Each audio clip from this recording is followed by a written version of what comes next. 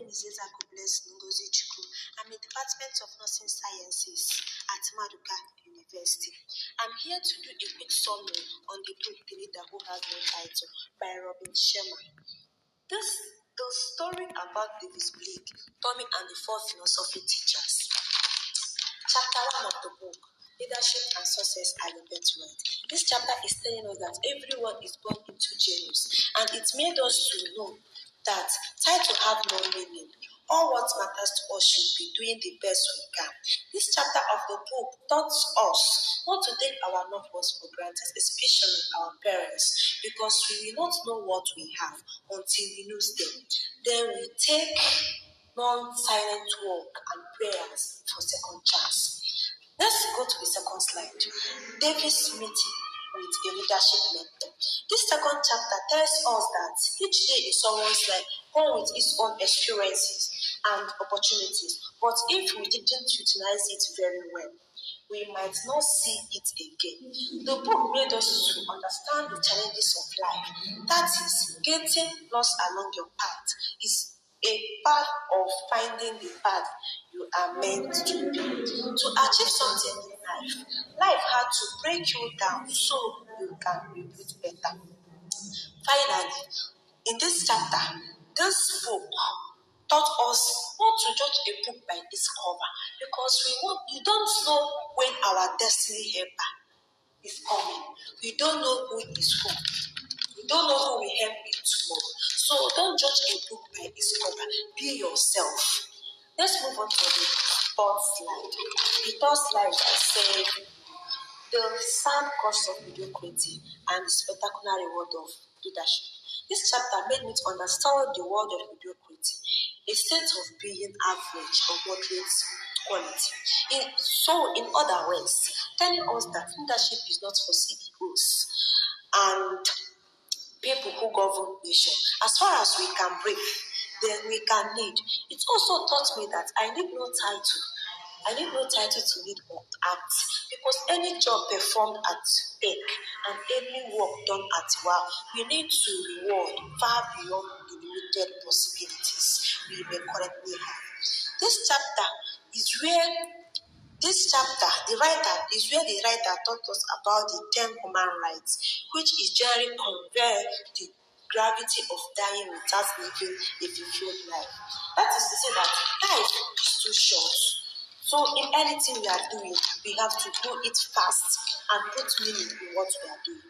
Let's move on to the third chapter that taught us about we need no title to be a leader. In this chapter, the writer made us to understand that leadership success lies at interaction where excellence meets honor. That is to say that when you give yourself permission to be open, people around you, people you need, will give you permission and listening ear as well. This book also made us understand the importance of being commitment in anything we are doing. And here, this is where I learned the 4 natural power, which is do your absolute best every day and learn how you can improve it. Inspire people, influence people, and elevate people. Derive positive change. Don't focus on negative or impossible. Treat everyone with respect, kindness, and appreciation. This chapter 4, this is where the first philosophy lecturer taught Davis Blake the importance of leading without a title by an acronym, IMAGE. I in IMAGE stands for innovation, but that is making these days better than yesterday. The M in IMAGE stands for masteries, telling us to commit ourselves in mastery at what we do. A in IMAGE stands for authenticity. Authenticity is all about being real and trustworthy. A in IMAGE stands for ethics. So this place telling us that leadership success lies at interaction where excellence meets honor. Let's move on to the next slide, chapter 5. that taught us about the turbulent type, build a great leader. Build great leader. Here, the chapter highlights the importance of mental attitude by advising us that we can choose to find the positive and useful in each situation and actively own them. It made us to know that growth happens in the moment of great discomfort and self-adoption. Here in this chapter, I understand that we should become comfortable with discomfort and learn something new anytime. This place makes us to know that leaders need to think differently and act differently. In this chapter, turbulent time with great leader. The second philosophy teacher, T.Y. Board, taught Lake with an acronym, SPARK. With an acronym, SPARK. S in SPARK stands for speaks with candor. As a leader who have no title, we have to be effective, trustful, and inspirational communicator. P in SPARK stand for prioritize. As a true leader, we have to focus on what's the most important mission, discipline, and stay ground on their fundamentals. Which means focus on the best and neglect all that doesn't matter. R in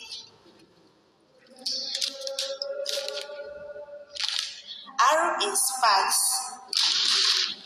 R in SPARKs stands stands for adversity. This is in this place now. Okay, R in stand for response versus react. When turbulence type hits, this one is telling us to be eager to react, rather telling us not to be eager to react, rather we do more in responding. So A in this acronym stands for adversity. This chapter is making us to understand that when one door closes, another one opens, which shows that the new doors that open actually represent a chance to take to an even more remarkable place. Let's go to the next slide, which is the deeper your relationship, the stronger your leadership. In this place, this chapter opens with the statement that strong results require strong relationship with colleagues and customers. This place is trying to make us to understand the interest in other is to be genuine and make your positive feel special. It also made us to understand that to win in business, you need to radiate positivity, excellence, and kindness. This particular book made us to understand the law of reciprocity, which is the profounded law of leadership and human nature. One major aim of this relationship in this chapter is the act of listening. Listen to understand, not to respond. And you can achieve this by speaking less and listening more. The third philosophy lecturer, Jackson, taught Blake using an acronym. HUMAN. H stands for helpfulness. M stands for pain. A stands for abuse. N stands for nurture.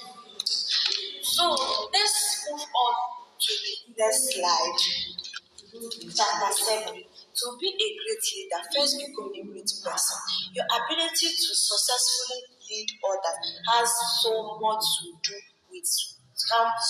do well. You have so much to do with how you lead yourself. To do that, we must devote ourselves to self-awareness, to arrive at the relationship with our dominant potential. This particular chapter taught us about the 7 fundamentals of personal leadership, which is learning, affirmation, visualization, goal setting, exercise, nutrition, and Journalizing. Let's move on to the last slide. That is chapter 8. This chapter 8 is a conclusion. This is where effective data possesses. Chapter 8 is conclusion. Effective leaders possesses traits such as integrity, vision, empathy, and ability to inspire. Finally, the best part of this book is that it covers every topic that someone who wants to make it in life needs. It opens our eyes on how to live and how not to leave things behind. These topics include how we can grow, how to strengthen our relationship with people, how to be positive with people. The qualities of a good leader: building trust, understanding each other, motivation, creating a safe and enjoyable environment, being clear on expectation, and keeping people accountable. This particular book, The Leader Who Had No Title, is trying to tell us that everybody are equal. Everybody is a leader. In any place you find yourself, act as a leader. Don't wait for the head. Don't wait for this person. Don't wait for anybody. Just start somewhere and start leading. Thanks. Please don't forget to like and share. If you have any question, please put it on the comment section. Thank you.